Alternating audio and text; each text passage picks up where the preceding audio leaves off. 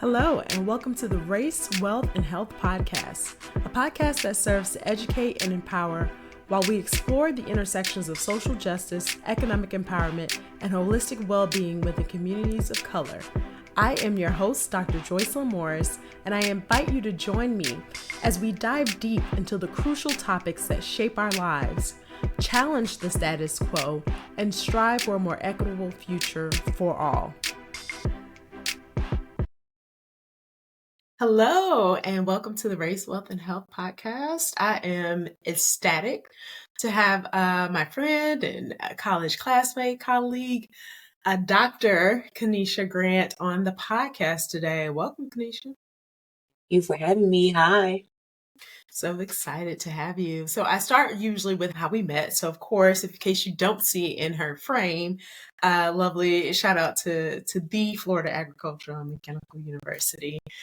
We definitely met on the Heights of Seven Hills, and I'm pretty sure we met through SGA, or maybe we met campaigning before I actually joined the SGA. I kind of forget which came first, but definitely met through all the long hours at events in a few years in terms of service of working together on the executive branch of student government at the MU. So really excited to have you on the podcast and all the cool things that you've done, which you're going to tell our listeners about. But Yes. welcome again.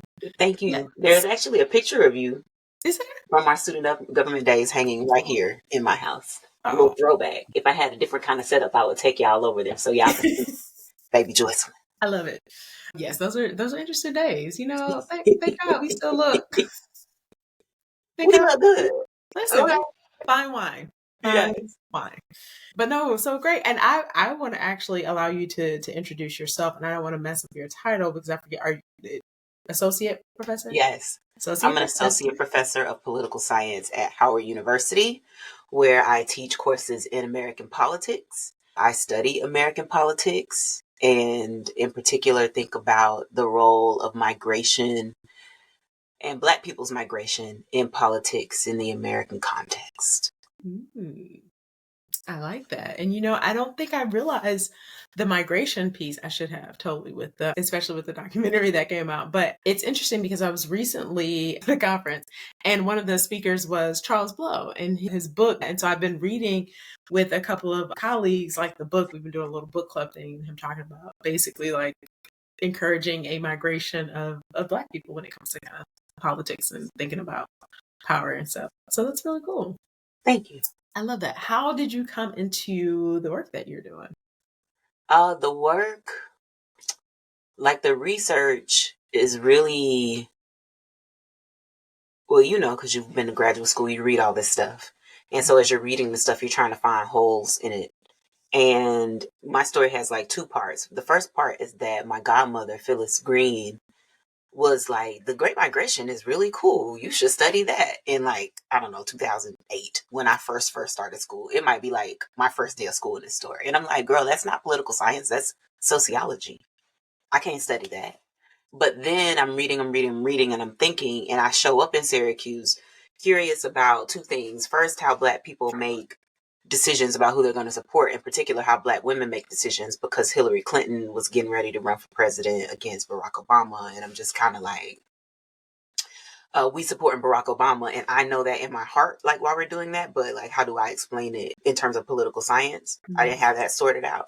Mm-hmm. But that ended up leading me to a bigger question about like how Black people got to be in the Democratic Party in the first place. Like, why are we all right here? And as I was reading about like Black people in the Democratic Party, I came across another work from a woman who was working at Syracuse at the time named Christy Anderson, who had written about how immigrants got into the Democratic Party. And in her work about how immigrants got into the Democratic Party, she had like this little footnote about like, you know, Black people also are living in Chicago, which was where she studied. But I don't really have time to study them. That'll be interesting for somebody to do one day. She writes in this book in like 1975. And so when I see the footnote, I was like, oh, bet, that's me. Like, I get to do the thing that Phyllis was talking about with the Great Migration, and I get to talk about how Black people become Democrats. And so it just kind of meshed from there. And the book is like an outgrowth of the dissertation. Once I finished the dissertation, I stepped back from it and thought about some things that I thought should be different in it. and some things that I wanted to improve upon with it, namely to make it like blacker, which I didn't have the necessary, I wouldn't say the freedom to do at Syracuse because they would have let me do it, but I just didn't know how to do it. So the book comes from that. I am thinking about migration still, but like, once you get tenure, you get your mind is open and you have like all these things that you could possibly be doing. And so I'm thinking about many different things currently. Okay. Very cool. And I forgot to mention, listeners, being that you study, politics, you're often, or you've done quite a few spots on TV. So I didn't have to do my normal rundown for podcasting because she's used to commenting on, remind me some of the stations. Most of the stuff has been international. So the Okay. vast majority of my work is with the Canadian Broadcast Corporation. Mm. But in the US, I have from time to time done MSNBC and other like little things, as people call local Mhm. stations that I care about. I will go and talk to them, but there's no coherent media strategy. It's just like, what are we talking about? Do I like the producer or the person who has called? And if so, certainly if it's media that I consume, like the local station that I watch, whenever they call, I answer. Right. Tell me a little bit more. So you mentioned the book, but I don't know if you told us really the name of the book. I Oh, didn't put in my footnotes. this is a book. The book is The Great Migration and the Democratic Party, Black Voters and the Realignment of American Politics in the 20th Century. The way academic publishing works, I make very little money from this, so don't feel like you need to go out and buy it to make me happy. But that is my work. I tried to write it in a way that was accessible. So if you were to go and get the book, you will find that like the first chapter will probably be a little dense. But after that, it's written so that anybody with like a middle school education could understand it. That's awesome. Well, I think I know in academia, often a lot of the things that you tend to write, especially when it comes to peer reviewed things, aren't always very accessible. And so it is important, especially when we're writing our stories, that we're making sure that they are accessible for all versions of us. Yeah, it's like I could do a thing where I'm posturing and trying to be smart for the white boys, but like bump them. You know what I'm saying? This is for my people. I'm writing about my people for my people, and I want everybody who picks it up to be able to engage it. Exactly. Exactly. And so you mentioned that you are still thinking about migration work, but you're broadening your horizon when you think about politics. There Yeah, have been a lot of things on the table, right, when it comes to politics and the things that have been under attack, if you will, yeah, right? And yeah, when it comes to, certainly women's rights, women's reproductive rights, all of those things have been very challenged in the political space. And I'm curious, with both a political and personal lens, like how are you interpreting that? scary is the short answer.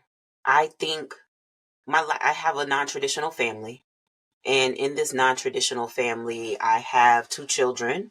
I carried one of the children. One of the children is born via gestational carrier. The children's fathers are a gay male married couple. And so we conceived these kids via IVF. And I was, or happened to be like at the very beginning stages of my IVF at the same time the note leaked that Roe v. Wade was about to end, which had me kind of like, oh my God, what does this mean? Because I think the Democrats tried to do a good job, and I think did a successful job of helping people understand, like, you think about abortion as this little thing, but abortion is like a huge thing that impacts lots of different stuff. And so once it actually was overturned, I was like very early pregnant. It was very, I think, interesting for me to have to interrogate like what I think I believe or Mhm, thought I believed about a woman's right to choose and pro-life and when does life begin and all of this stuff, and mhm. to hold in my head this idea that women get to do what they want to do with their bodies at the same time where I'm celebrating like the division of cells, and I'm calling this embryo that's not like a person yet a baby, and like electrodes flashing, I'm calling a heartbeat, right? Like it was very strange to have to balance those things. And then on the other side, like I am a straight cis het woman, but my baby daddies are gay.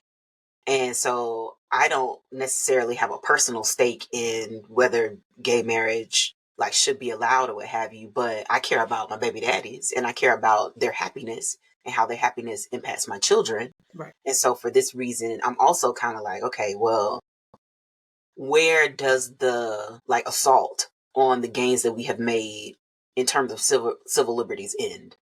And if these assaults occur, like a number of them are coming from me. I am black, I am woman, I got these IVF babies, my baby daddy's gay, like all the things that they hate, I'm over here doing it all.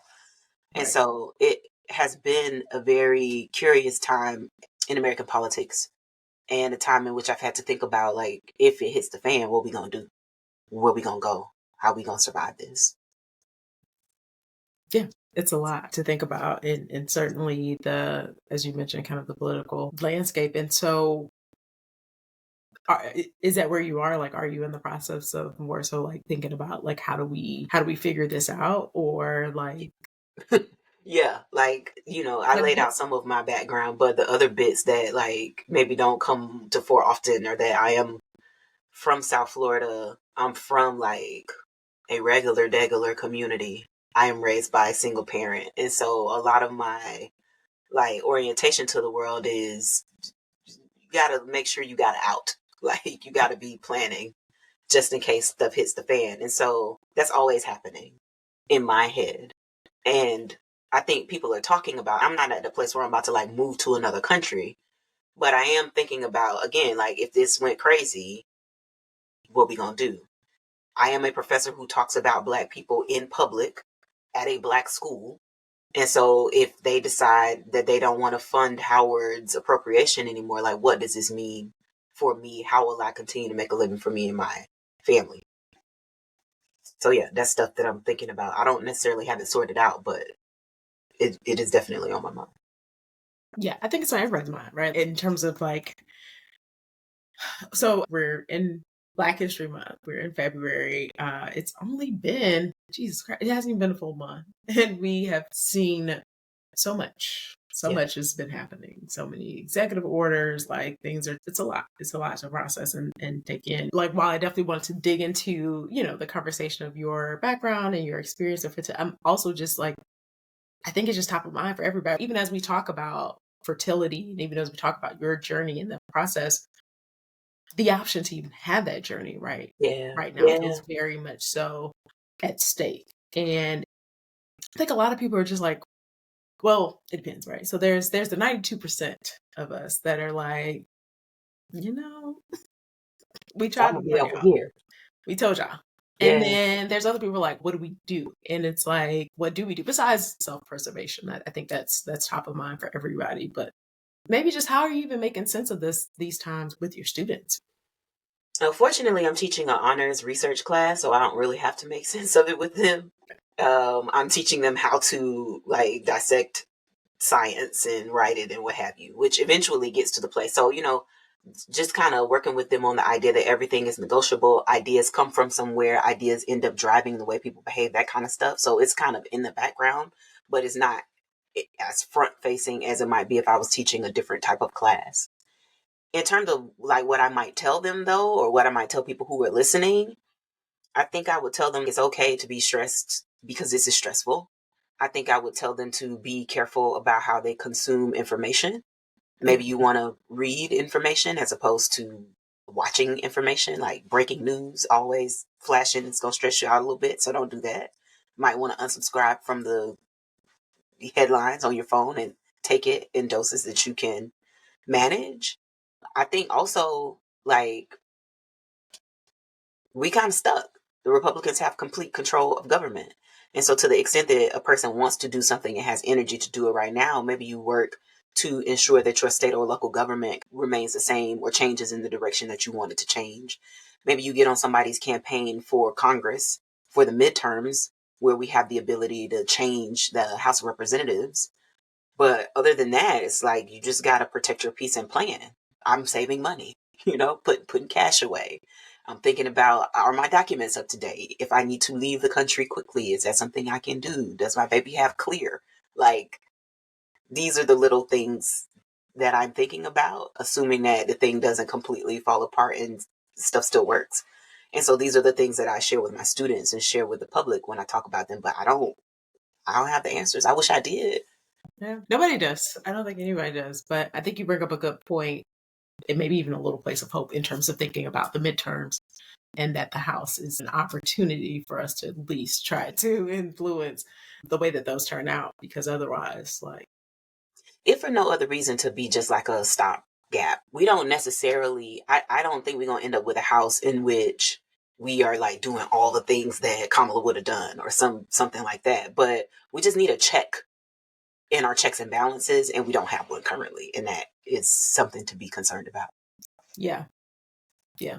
And I think there's even probably a bigger conversation of how we got here, and I think there's a lot of people who feel way about, the two-party system and how we've gotten here, and our lack of, for quote unquote, lack of candidates, and just all of those things. But so going back to, you mentioned that you have a modern family, I would say.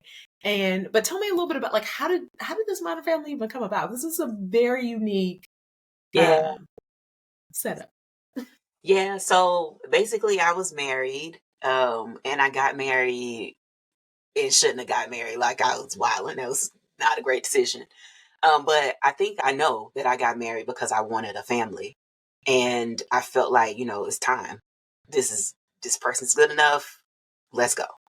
And then after being married, was like, I'm trying to get these babies. Oh, wow. Like, we are all the way not compatible. We cool as friends, but like, should not be married to each other.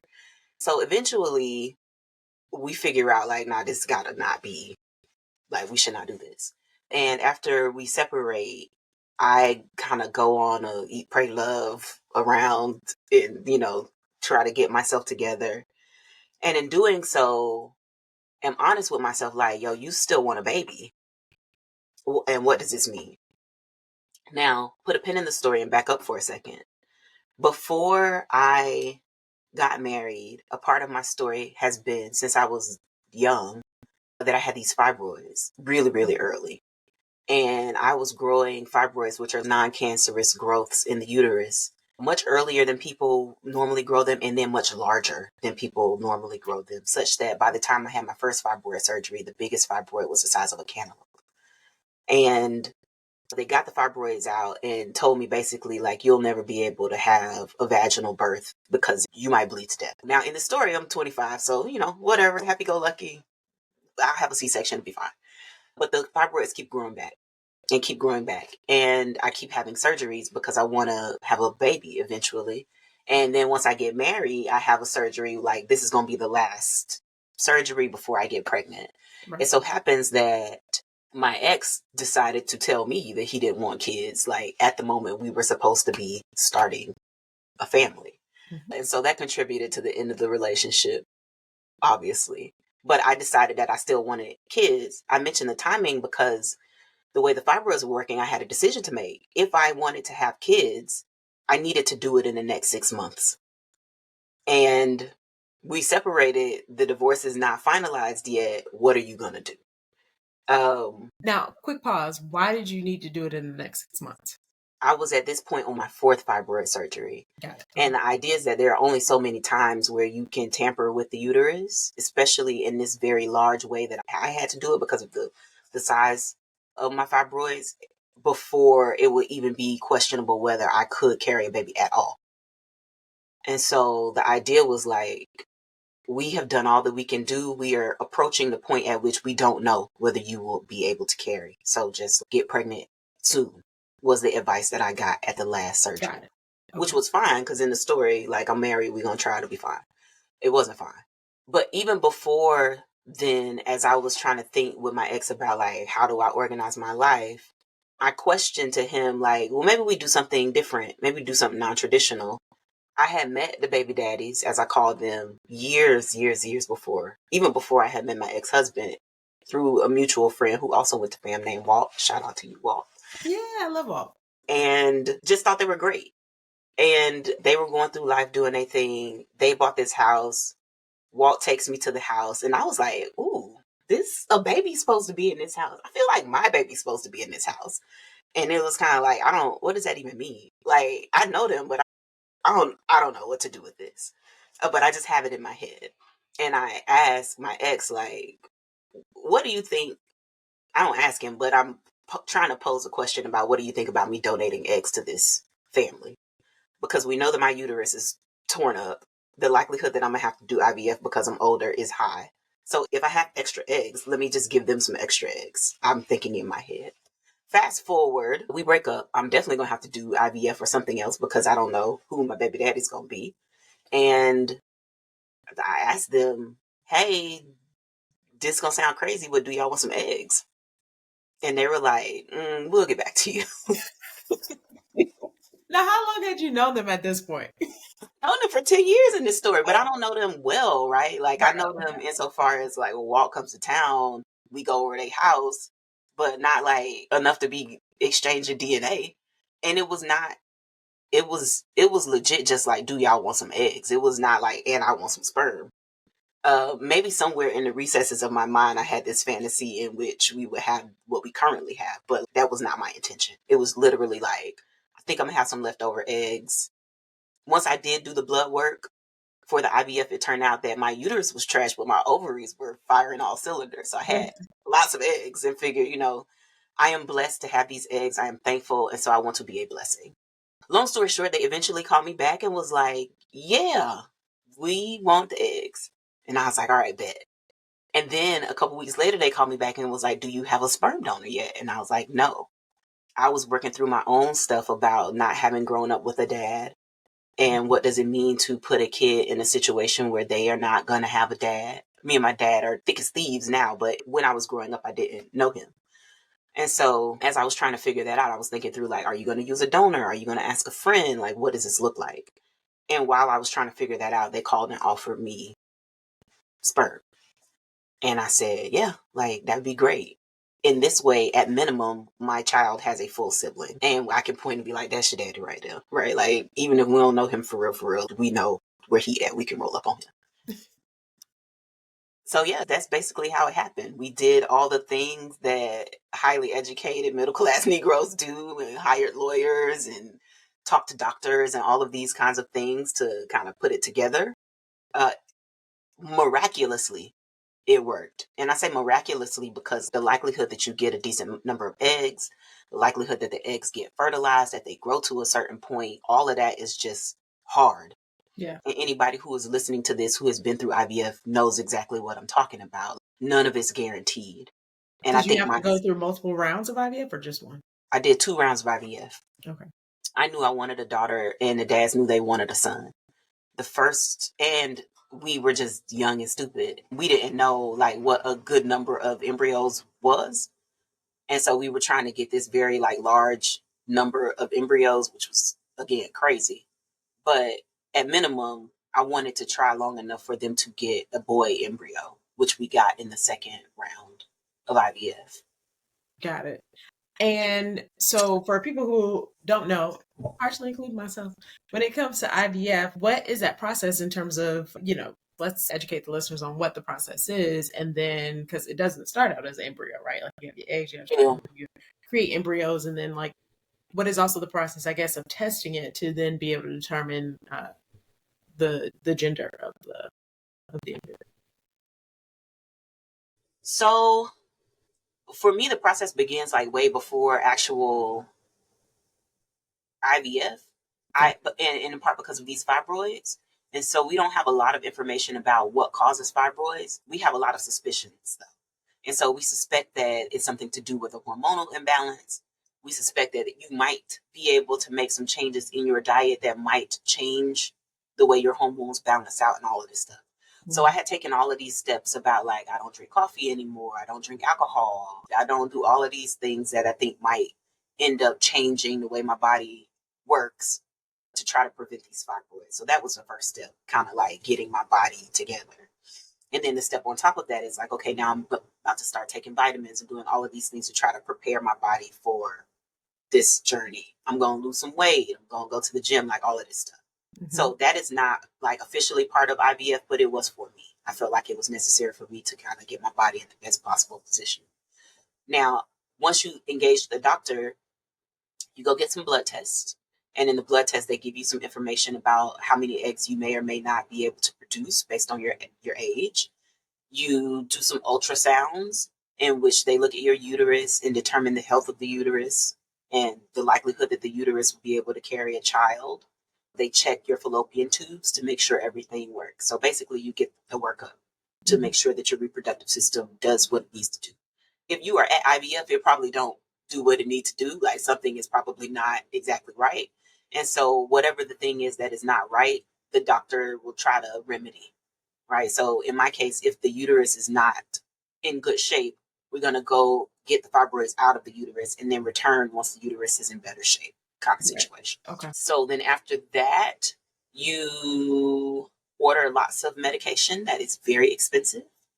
And you have to take this medication at least once a day, sometimes twice a day. And the medication makes it the case that you have more eggs than usual that could be fertilized in a particular month. Now, are these the shots where you have to stick yourself? Yeah, these are the shots where you are shooting yourself in the abdomen at least once a day, but potentially more depending on what your issue is. My issue was my uterus more so than my ovaries, and so I didn't need as strong drugs for the ovaries, and so I didn't have to take as much. But it's still a lot, and it's still expensive, like regardless. Yeah. So you take the shots, the eggs hopefully grow. If the eggs grow to a place where they feel comfortable to take the eggs out of your body, you travel to a place where they do that. I did my fertility at CNY Fertility in Syracuse, New York, in part because in a wonderful 360 moment, the person who did my first fibroid surgery did it while I was in graduate school. And it turns out that he's like this world-renowned reproductive endocrinologist, which I did not know at the time. The nurse told me to go to this particular guy. I went to this guy. So CNY Fertility is fantastic because they do IVF at like a fraction of the cost. So what it would have cost me to do one round of IVF in DC would have been like $25,000. What it would have cost me to do one round of IVF at CNY would have been like $5,000. So I was going back to them because I think this doctor is great and it's affordable. And I'm doing it myself. So in my story, I go to Syracuse, they take out the eggs. They use my baby daddy's sperm to fertilize the eggs. Eggs are very tricky in that they decide whether they want to be fertilized or not.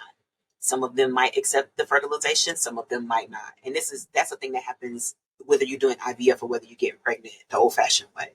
Right. And then you wait to see what happens. If the egg accepts the fertilization, if it does accept the fertilization, how much does it grow? Does it grow at all? And then you can choose to freeze the eggs and then send them out for various genetic testing. And among the genetic markers that you get back is the gender of the embryo. Or you can choose to put the unfrozen embryo directly into your uterus and hope that it works that way. Interesting. Okay, so you can send them out to get so first you fertilize the eggs or attempt to, and those that take fertilization, those are making embryos, correct? Yeah. Okay. So, I mean, they might be embryos. So you wait like 5 or 7 days to see what happens between the egg and the sperm.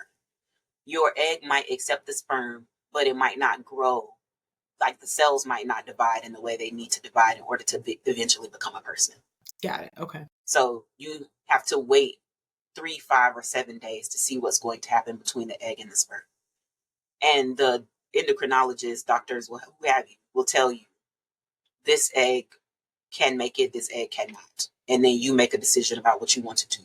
You get to keep all of the things that you create. So even if you create a thing that they don't think will turn into a person, you can still keep it. And you can still insert it if you want. But they will tell you like what the odds are for each of these eggs and embryos. And so what's typically, or what did they advise in terms of, I guess, being a good or healthy egg count to even start the process of fertilization? That's a great question. Fertility is, I'm going to call them holistic. Dr. Kills is very, I'm going to do this Western medicine. I'm going to do this science with excellence, but also let's do some other stuff. Mm-hmm. And so the stuff that I was doing about let me purify my body and get it right, some of the stuff that he would have suggested, they don't give you hey, you definitely gonna have this number of eggs. You have no way to know what number of eggs you're gonna get. You have no way to know the quality of eggs you're going to get until the eggs are outside your body. Right. Worse is that you don't have a way to know what the quality of the eggs are until the eggs meet sperm. So you proactive, 25-year-old are like, I froze my eggs, I'm good to go. And then you unfreeze these eggs and they're not actually strong enough, right? Like there's no way to know until you actually get through, which is the gut-wrenching part of this. Yeah. Is there a minimum that they hope for when it comes to the amount of eggs they're going to be able to retrieve? Probably, but they didn't share. My treatment didn't have any of that conversation. I think in part, again, because Kiltz's approach to it is very hopeful, joyful, inspiration. Like maybe he wanted 20 eggs, but he wasn't going to tell me that because now I'm stressed out about whether I have 20 eggs. Yeah. That it works, you have to go and watch the follicles grow in your body before they take them out. So you know before you get there what the highest number you might receive is. So you can see, you get an ultrasound every other day where you can see the follicles growing. Oh. And if you are stressed, this might impact the likelihood that the follicles grow. And now we very deep in the weeds, but not every follicle is going to include an egg. So it just doesn't make sense for them to really like tell you you need this particular thing because there's literally nothing that you can do to change what's going to happen. Right. Okay. Fair enough. So you went through this IVF round and had the embryo, or at least one embryo took, right? And it was a girl, or did you have a couple and you chose? I don't remember what the total number was. I'll have to go back and look at my notes. I do remember that in the first round, there were 2 strong embryos, like no genetic defects. These are good embryos. 2 of them, girls. Girls, that's cool. Both of them were girls. So the first round, I was like, okay, bet, I'm good. I'm going to do this next round because I want my baby daddies to win too. And I know they want a boy, but like, this is a weight off my shoulder. At minimum, I got my girl. Yeah. Which is also not guaranteed because they could put this embryo in your body and your body be like, yeah, I'm not finna do it. So, but that's a separate thing. And then I did another round. And in the next round, we got a boy and a girl. So we ended up with 4 viable embryos, 3 girls and 1 boy. Do you keep the remaining embryos, or how does I did not want the remaining embryos. Okay. This is another thing to your politics question before. Yeah. That people are stipulating, like, if life begins at conception and you were conceived in the petri dish, are you a human? Am I allowed to discard you? I don't know. And then having gone through all this to create these embryos, you might have a personal attachment to them. Like, I thought that embryos were people, but now I do. You know, like, so my own position was like, I don't know where this like deep well of faith came from in the journey for me. And so I probably need to go somewhere and think about that. But I just was sure I got my baby. The one embryo is good for me. Dads, y'all can have the rest. And so I just kind of gave them the rest.